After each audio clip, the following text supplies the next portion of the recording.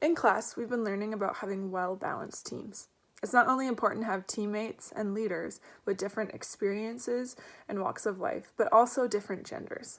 I've always believed that men and women should be treated equally and that women should not be discounted just because of their gender. What I've come to realize is how big of an issue this still is, especially in the workplace. Lorenzo brings light to this in her TED Talk. Not only does she highlight how homogenous our culture in business still is, she explains how heterogeneous teams are more innovative and better set up for success. She admits that heterogeneous teams can feel like, or actually be, more work in the beginning, but their greater success supersedes this. Lorenzo was a part of a study that proved teams with diversity, particularly in gender, are much more innovative than those that aren't. Harvard's Business Review writes about this in an article called Why Diverse Teams Are Smarter. This is what they have to say about diversity in the workplace.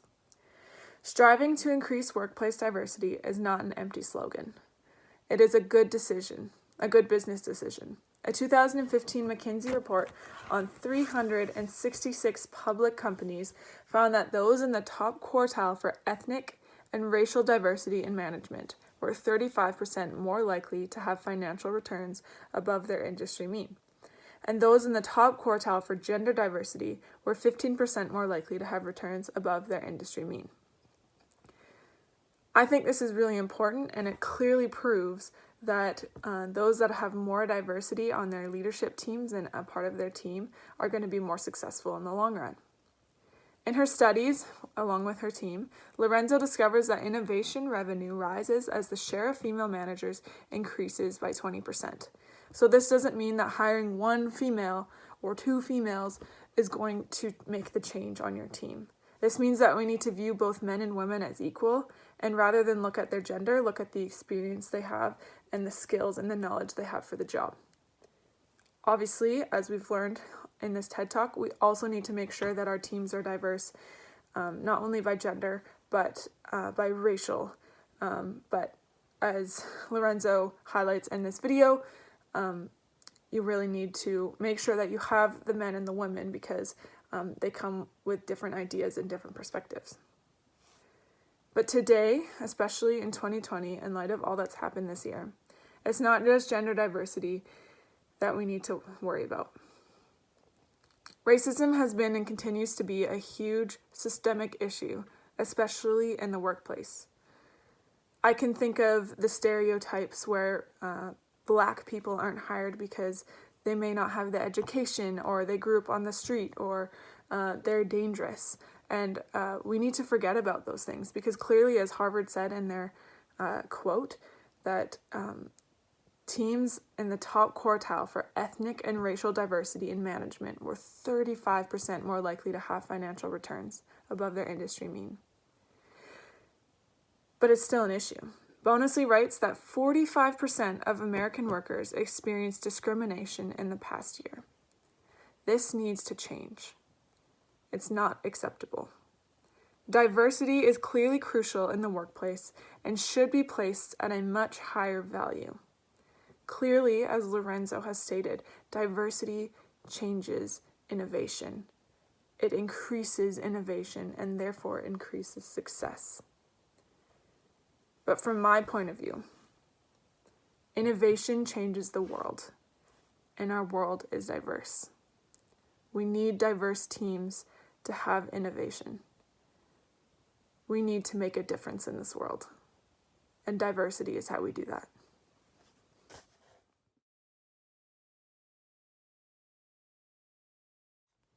I learned a lot from Gonzalo in the video and his experiences sharing about his time coaching the blind team in Argentina.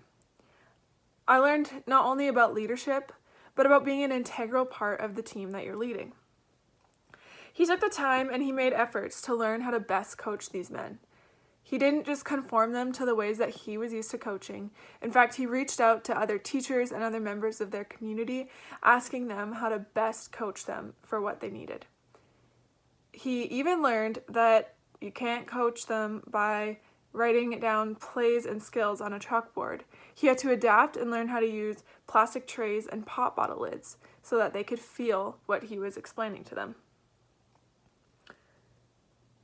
he learned how to best lead them. He learned about their culture, what it was like to be a blind soccer player by actually trying it and understanding their challenge for they needed to hear the ball so that they could figure out where they were on the field and where to kick the ball.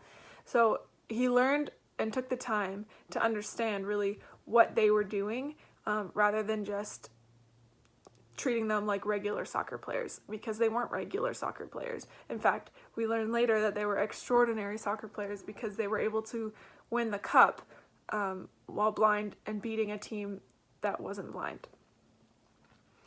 He admitted to discomfort and not knowing exactly what to do. That shows that he was humble. But he rose to the occasion, pushing past the barriers and moving forward. And most importantly, he believed in his team. He knew they could accomplish great things. And that kind of reminds me of the assessment we did in one of the other assignments this week from the Franz book, when we had to go through and assess ourselves as a member of the team. And I would definitely score him as a 7 in terms of believing in his teammates and knowing where other people were coming from and communicating and taking the time to understand what other people were feeling and how he could best be a part of the team. They had goals. We talk about SMART goals in our readings in class about them being measurable and attainable and reachable and a time frame. And so he had those goals. They wanted to be a part of, I might not be pronouncing this right, but a part of the CNARD and compete in the World Cup. And they accomplished that. And not only did they become a part of CNARD and become a part of the World Cup, they won it twice and then went on to winning 2 Paralympic Games medals. Gonzalo practiced what he preached. He ran track with them, as I explained earlier. He showed up, he played with them. In a blog on effective leadership on runrun.it, it says this: effective leadership in essence also involves leading by example. It's hard to respect someone who asks everyone to come on time or work towards a certain goal if that person isn't willing to do the same. And I think really that Gonzalo did this. He was a very big part of the team, and he didn't just stand there and watch. He really he did the same things. He put in the same work and same effort as everyone else on that team. We've been learning about what it means to be a team and an effective leader. Gonzalo was much more than a coach or manager. He was a part of the team, as I said before. And we've also been learning about the importance of being a socially healthy team. And this is what an article on Forbes says about that. It says that employees with friends, in this case teammates, or social connections at work tend to be more engaged and more loyal. This is because the quality of work relationships help build a strong company culture that emphasizes respect, loyalty, and trust. And I really think that that's what Gonzalo did. His team became a family. They believed, they cared, and they trusted each other. And in turn, they wanted to play their best for each other. Overall, I think this video perfectly embodied what we've been learning about having goals, learning about the culture, learning to be a leader, not a manager, but also learning to be a really integral part of the team, because your team is going to trust you and go where you're leading them more when you're a part of the team rather than placing yourself above them.